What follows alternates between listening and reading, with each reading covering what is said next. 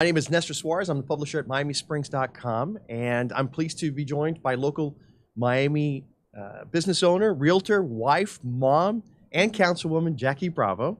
And so thank you, Jacky, for joining us here at the beautiful Miami's Community Newspaper Studios. Thank you for having me. And I appreciate you taking time for us this morning.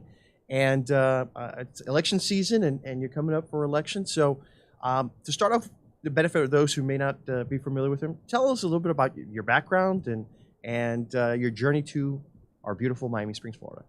Okay, so my journey to Miami Springs, Florida has been through my grandfather. He still currently resides in Miami Springs. He came to Miami Springs back in the late 1950s, built 2 homes there. He's 94 years old now, and I have him in my prayers just now because he's going through some things right now. But gratefully, I was able to live in Miami Springs all my life since the age of 2.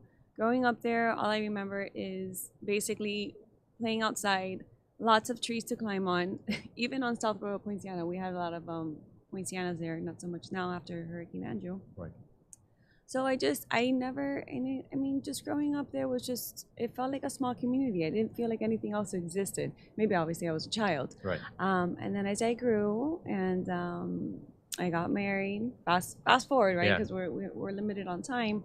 I always knew that I wanted to come back and live in Miami Springs. I mean, I was always there, but I knew it was a goal of mine. Right. And I achieved, which I'm very excited to have done. And be next to my grandfather, because my goal was one day he's going to be old and I want to be close by. Yeah. And now I live there, so I'm happy. And my husband was on board. At first he wasn't. I'm like, well, that's kind of like a marriage condition, so we're going to have to. So you pulled him. I pulled him in, and he loves it. Miami Springs. He loves it. And then I have my children there. It's just everything that I imagined that I was going to do is actually transpiring in my life. So it was pretty nice to see that happen. So going into my career, I'm a business major. Then I had a little derailment. I went into getting my teaching certificate because I did know that I wanted to have children and I wanted to have the flexibility, but I also knew that corporate world was very rigid. Yeah. And at that time, I wasn't thinking about my own business. I was just thinking about, being conservative, just having, the normal 9-to-5 job, just, the standard thing that you're kind of generated to think, sort of say, which is kind of weird because my grandpa's an entrepreneur, a private lender for I don't know how many years, but I don't know, I guess maybe as a woman, I was gearing into that, like motherhood role. Right. Okay. So then I finished there and I ended up teaching for quite some time. Then I went out, I was teaching and also doing real estate. I did get my real estate license at a very young age, and I did both teaching and real estate. Then I was granted an opportunity to go work as an on-site agent at the Continuum of South Point, which is an amazing experience. But there I really had to take the decision whether I was going. I had a decision that I had to either leave my teaching career and go full-time, because I did not have the option. So I spoke to my husband, and he's always been very, very supportive of me. I mean, I'm telling anybody out there that gets married, you need to have it. It's a support system. Yeah. And I think you help each other attain your goals. As odd as it may seem, but it really helped. So he's like, just run for it. You know what you're doing. You know your stuff. It's in your blood. Like, you can't deny it. So I went for it. I left my teaching career. Right. And I hit it out of the ballpark, made many, many beautiful deals on the beach. And then it came to a point where I just wanted to open up my own brokerage. And I did that. I did that in 2015. I have about 5 agents. It's a small boutique firm. That's something that I really wanted to grow. I wanted to be really, small and be able to cater to my clients as needed, with other restrictions of like franchise brands. So I did that, and so that means do real estate and I do private lending. No, actually, almost 14 years. Oh wow. Okay. So 14 years of real estate, but I guess 8 years since you opened up your own firm. Okay. Yes. And then, so you went from teaching to going into real estate to now, hey, I'm going to do this on my own and run my own business. Mm-hmm. And it sounds like you're at that point as well where you've passed that. I think most businesses die within the first 3 years. So you've already surpassed that, and you have agents working for you. So some tremendous success there on the real estate side. Right, and I also got in the private lending sector, so I'm just doing it all. right now. Oh, wow. And it's really exciting to me. Everything is just so different, diversified, and I think that the city kind of plays a role in that sense, but we'll get to that later. I think you had another question for me. Well, in terms of your background, so you got into your real estate, and then, so you said you've been married. How many kids do you have? I have 2 girls, 14 and 11. Oh, wow. And my husband, Frankie. Right. You know him. Yes, very well. right. You guys have been married how many years? Oof, I think it's going to be 16 years. 16 years. Congratulations. Actually, 16 years already. Yeah. Oh. Thank you. So, you have that, and obviously you express your love of the community and the city of Miami Springs. So what do you love most about Miami Springs? What I love most about Miami Springs is it's just quiet. I feel like I'm my own person. I don't know how to explain it. I feel living in my community, like I feel like I belong there. Right. You know, like you have different personalities for different things. I just feel like I fit in my community, and I just think it's also very diversified in the sense where nothing is the way that it's supposed to be. It just, everybody mingles, everybody talks, everybody's out to reach a hand. I guess I experienced that firsthand observing my community, and maybe that's what prompted me into getting more involved. Got it. Because I saw everybody around me very passionate. They want to do this, they want to do that.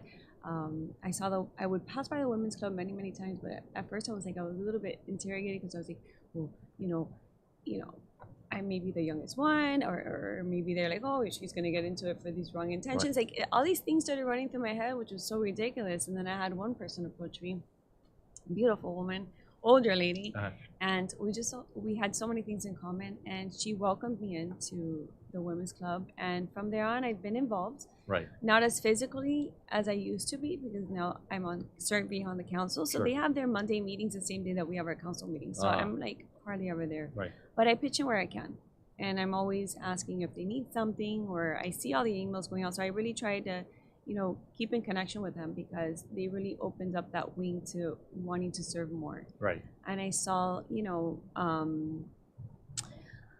I saw where I could do more, and all these women have just done so much for our community. And I said, why not? Why can't I do it? I had the fire, I had the drive, I have the energy. I just didn't know how to use it.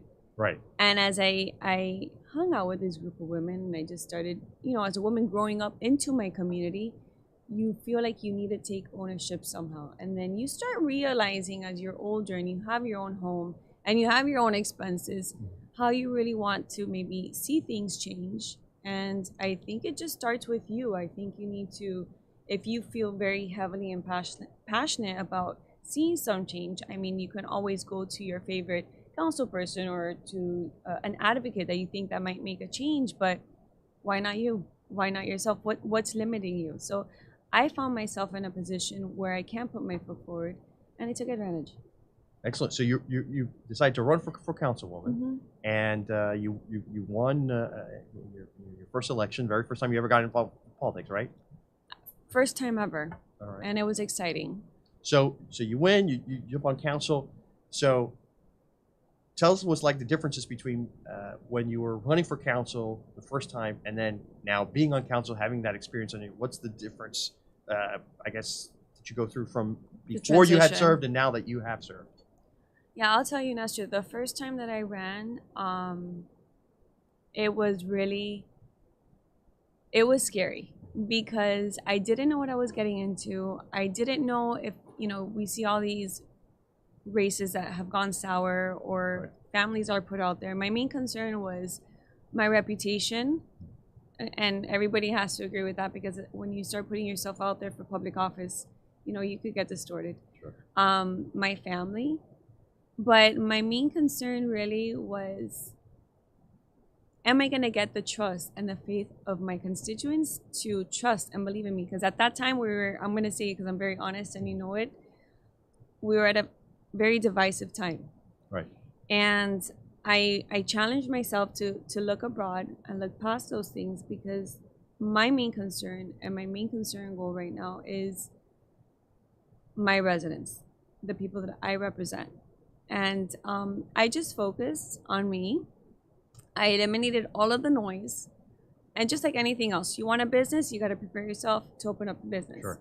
I prepared myself to sit in my chair. And I just had tunnel vision. and I went for it. And I think if you know the type of person you are and the quality that you want to bring and the composure. I mean, I went through a lot of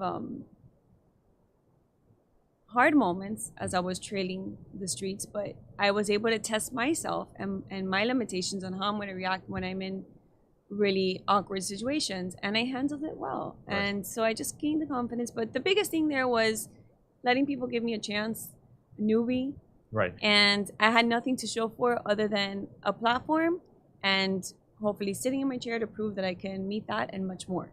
So now coming into my second term, I worked my butt off.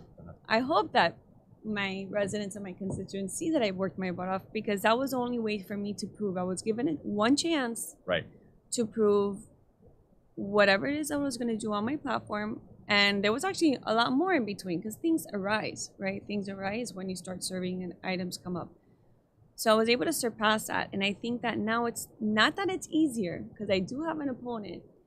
Not that it's easier, but I feel more confident where at least my residents see that I'm not dead weight on a chair. No, you've got a track record now. And I'm going to move. So I'm holding that with faith. And at the end of the day, I'm going to continue to do what I do. Talk to my people, because it's funny, because the other day I was walking and I do it all myself, Nestor. I like it because nobody's going to market you the way that you market yourself, right? So you can get the help, but it's not the same. So I was putting out door hangers and somebody comes out. Oh, hi. I'm like, oh, hi, nice to meet you. I don't want to bother them with Sunday. And they're like, you actually walk? I go, what do you mean if I actually walk? He's like, yeah, no, because you're an incumbent. Incumbents don't walk. I'm like, actually, yes, they do have to walk. And especially if you have an opponent, you have to walk. So it was kind of refreshing to see that maybe I'm doing something different, and I continue to do something different. But, you got to work for your people, and it doesn't matter if you're an incumbent or you got to put yourself out there. You have to treat it like the first time, because every time you run for office, it's going to be a first time. Sure. For me, that's the way it feels. I feel like it's the first time trying to get in again, because that's what it is. Challenge. Yeah. So with that 2 years now under your belt, what do you feel proudest about in terms of accomplishments in your first term in office? What I feel promised about? No, you're proudest. Oh, proudest. Well, coming into office, my first big hunch was there was a smart connecting bridge that was going to be built to connect the Metro Rail on the Okeechobee side of Hialeah, the north side of Hialeah, coming into our west side, Miami Springs, over the Okeechobee Canal. I live very close to that area, and I did not know anything about that. And I actually learned about it at a workshop, and it blew my mind. So I think my first accomplishment there was canceling that bridge right on site. At the August 9th meeting, I requested a resolution to rescind that bridge. It was not needed for our community, and I was just grateful that I was able to get consensus from my board, and we canceled it. Yeah, that was one big. The residents weren't too crazy about that at the time. I remember there was a lot of there was some benefits, but there was a lot of negatives that came with it, and concerns from residents. As you talk to residents as you're walking through and knowing what the agenda has been, what do you see as some of the biggest issues facing Miami Springs in this next term? I think one of the basic and continuous issues have been obviously Northwest 36th Street. Right. It needs to, my goal on if I serve again, and even if I don't serve again, but I'm not going to say that because I will serve again, we need to approach that charter, revise it so that we can open it up to clean it up. We need to make it more appealing to investors or anybody that's willing to come and invest on that corridor to pick it up, because it deserves it. I mean, that's kind of like the first southeast side that you see of Miami Springs, and it does belong to us. Right now I pass by it and I don't feel like it belongs to us because it doesn't represent us. Yeah. So one of the things I'm looking forward to working on with the new council is looking at the charter, changing it up so we can have more flexibility. I would like to see more residential and retail. We already have commercial. But the issue here is we're not benefiting from the bed tax that we're supposed to be getting. Right. And to win things over with the county, it's a slim to name sometimes. So you have to get creative and say, well, if I'm not going to be able to attain this and get this done, what do I have in my power to change things to offset any deficits I may have? And in this case, I feel that creating more residential tax revenue and retail revenue can offset a lot of that bed tax burden that we're not getting. And at the same time, our police are servicing those areas. Yeah. It's run down. It's not pretty. And so I'm all about really getting creative, and whatever it is that we actually have in our power to make something better in our community, we need to use it. All right. As far as the next council also will have to select a new city manager. As the city manager, Alonso, is retiring. What do you want to see from that next city manager? Well, what I would like to see for the next city manager, well, first and foremost, I do want to say thank you to Alonso for serving our community for so long. It's not an easy job. No. He was doing a dual role. But now that we have the opportunity to hire somebody and vet somebody for our city, which is a very, very big deal, it's a very big position, which ultimately, they're running our city and representing our city. Somebody that is sharp is meeting with our head of states. That's first representation for us. So definitely, entrepreneurial skills, a little bit of that, because it does take a little bit of that. Self-motivated, very communicating with all of the department heads, make sure everybody's, running smoothly, self-starting, just very directive approach. There's just so many things I can say right now. It's just such a heavy loaded position. And I'm just looking to see if we can get somebody that can run the city strong and hard. We are in the center of Miami-Dade County. We're like in a shark tank. And right now our little city has been trying to get dinged here and there. Yeah. And first and foremost, he's, the city manager is front runner to our city. And I just looking for someone with strong character and just knows how to run with it. Really. And we're going to be hiring a finance director, which is great. Yeah. So now whoever comes in as city manager can really just put all the apples in the basket. Yeah, just focus on very hard that. to juggle. And again, Alonso's done a great job with what he could. Right. And I'm wishing him the best on his retirement. Excellent. Aside from 36th Street, what are some of the improvements that you'd like to see completed in Miami Springs? On 36th Street? Or aside from 36th Street, any other major improvements that you'd like to see completed in Miami Springs? Well, I would like to see, it's not so much about the building aspect, but I did put on the platform, and I hope you're happy to hear this, I would like to incorporate 2 monuments in the city of Miami Springs. Coral Gables and other older cities do have, where they have some sort of representation of their founder. Our founder is Glenn Curtis, and I would like to see a statue of him coming in from Curtis Park, from 36th Street into Curtis Parkway to our golf course in that green area. Which, by the way, I was trying to see if it had a name. Is it like the Curtis Park? Like that green area doesn't even have. So was the Curtis Parkway, right? But that green area is just Curtis Parkway. So it should be called, I guess, Glenn Curtis Park. Well, I'll adjust it when it comes. Right. But a beautiful statue of him there. And another idea for the Curtis Mansion, which was his home, maybe his first plane that he built. And we're talking about a beautiful, good structured, brass type of monument. And I think our city is very deserving. And going into that, I feel that on my platform, what I'm trying to do is define more of who our city is when people come in. Right. Because you come in and you do see some sort of, Pueblo architecture and stuff like that, very seldomly. But I really want to define Miami Springs, because I find myself driving into other cities in Miami-Dade as a real estate broker, and I feel like they have some sort of continuity. They have a definition. Right. And I want that for my community. I want that for Miami Springs, because we have so much, but it's so hidden. So we need to bring it out. Yeah, and that's my goal. I think the Gables is probably the poster child for having those kind of old Spanish elements throughout different corners and intersections and things like that. And it would be amazing. And I know there's a lot of budget concerns and things like that, but it would be amazing to be able to add kind of those elements to different entryways, intersections, corners, circles, etc. to my space. I know we talk about budget, but budget scares a lot of people, and I feel like budget belongs to just city operations. When it comes to improvising and finding ways to do things like how we just talked about, we need to think outside of the box. Pretend you don't even have a budget. Right. What grants are there? Are there any foundations we can start creating? Or are there any little things that we can do? Because for me, budget is city operation. Right. If we have it, great. If we don't, then we look outside. But we need to make it happen. It can't always be because it's not in the budget. Right. We can't make it happen. Well, it's a great point because, a lot of times people will say, come up with what the plan is. Mm-hmm. And then you find the money to fund the plan, whether it's because not everything necessarily comes from taxpayers. There are donations, there are organizations, there are companies. We're talking about Glenn Curtis. You got the Curtis Wright Company.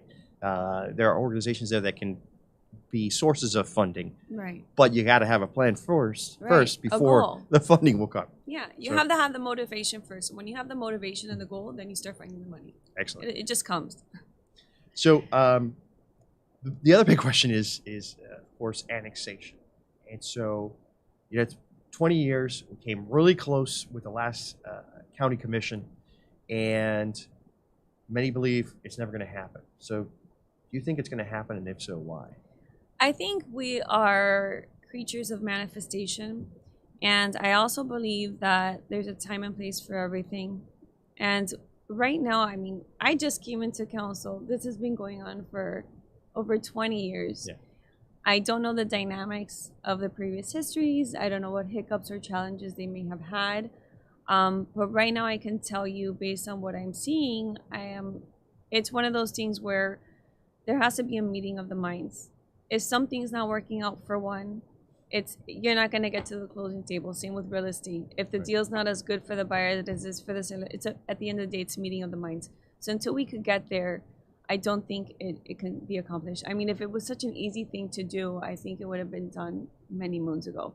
But I think we also have to consider the dynamics at stake and how we're really approaching this. Because there's the agreement and the annexation is very complex. Right. And we're only hearing one thing, it can benefit the residents and their taxes 100%. I, for one, I would like to pay 2.5%. Millage for the record, but as a business owner, I understand where if something's going to hurt me very hard and I need to keep afloat, I'd probably be opposed from it. As of right now, I'm definitely for it, but I want it to be beneficial for both sides. That's the only way you're going to get to the meeting table, because at the end of the day, I understand that the businesses, they do not vote, but they can voice their concerns to their county commissioners. So the county commissioners will to do whatever it is that they need to do under oath. So that's where we stand right now. But never say never. I think the approach is a very big deal, and the agreement is another. So we'll see how that folds out. Yeah, I think your point's well taken. I know. Yeah, that the area being annexed needs to see the benefit to them, as opposed to just the benefit to the residents next door. Right. And another thing, we're going through a lot of, like we talked about earlier, we're going through a lot of changes in office right now as a city at whole. So I wanna make sure that we're strong and we have a good strong foot ahead, and then go at it full throttle. Right. And that includes the city manager, et cetera, in terms of changes that are happening there. Finance director and all that. We've just got a couple minutes here, so if we could give residents, if you want to sum up, why should residents vote for Jacky Bravo this April? Well, it's kind of an easy question for me, and I'm going to tell you why, because I'm a resident too. And when people ask that question, I just think about what it is that I want in a candidate, and I make sure that I'm reflecting those qualities. I feel that I have not changed. I ran for office on a certain platform with what I knew what was going on, and now I know more. Right. I've hold my word. I've been tackling all the items at issue and then some, and I think I have proven to be very, I don't know how to say, just very focused on the issues. Okay. I make sure that, I'm a resident myself. I want to make sure that when I'm not sitting on this council, that I can live with what I reaped and sowed. Right. And that is really what I feel people or my residents should be looking at when they're going to choose a candidate. How they were before at their first, how they've changed, how they've gotten better or worse. In this case, I feel like I've gotten better. I've gotten a lot done. And the feedback that I'm getting from my community has been very, very positive. So at the end of the day, it's what I've done for you, and if you are happy with my services. So Jacky, as far as residents who are out there and they're doing their research and they're watching videos and reading about before the elections, how can they reach out to you? Well, I have my campaign account open, my website. It's Jacky Bravo for MiamiSprings.com. My contact number is there as well. They can also connect with me through my social media. It's Jacky Bravo _ Councilwoman. If they want to support me with a sign, I'm delivering signs. Yes, I do the walking. I do it all. And I think the more that you sweat when you want something, I think the better you're going to serve, because it's something that you're showing you're appreciative of. It's what's the word to say this? I'm just grateful. I'm grateful to have the opportunity to do what I'm doing now. And I never thought I'd get into the public sector. But I guess what leads me into this is just caring about the general welfare of people. Well, there's a twinkle in your eye as you're saying that. What have you liked most, sitting in there on council? What did you like the most about it, being a council person? I like the fact that we still have the traditional aspect of being able to debate amongst peers in a respectable manner. I think we've lost a lot of that in today's society, and I think as council women and men, we are somewhat of role models, in our small community and the way that we act and we portray ourselves, So first and foremost, I never forget our little people, because our little people are watching us too. Yeah. But what I like, the most thing that I like serving on council and being on council is when we have items that we have to make big decisions on, and we see them fulfill one way or another. Sure. But they come to life. I know for a fact, and I encourage anybody that would want to run and make a difference, when you're sitting on your chair and you're determined, you can make a difference. You have the power. Yeah. You really do. You're not going to believe it until you're sitting there. Now, one thing is holding on to your guns and going through the battle, right? That's a skill that I've had to really just concentrate and hold ground, because there are times that it gets turbulent and you might be the oddball. But I always think to myself, if I am in this position, it's because I need to be in this position. It's not because of anything else. It's not because I'm trying to get clicks or get attention or save my chair. No, I feel like it's my responsibility. And it's been really hard at times, but thankfully, like I said, we're all professional, and we all know it's work. And I was chosen by the people, not by my council. So I just focus and I serve with that mindset. Excellent. We appreciate that. Well, election day is coming up fast. So the election day is what, April 4th? April 4th is the actual election. Early elections is March 31st on my birthday, and April 1st I will be there. Right. I will not be in date. This is here because it's important that I am there. Yeah. And I think the last day to register for the mail-in ballot is March 6th or 9th. I'm not 100% sure, but we'll post it online. It's on my website. All the information is on my website, Jacky Bravo for MiamiSprings.com, and that is Jacky with a Y. Excellent. And that was one of the questions. Is it Jacky with an I or what?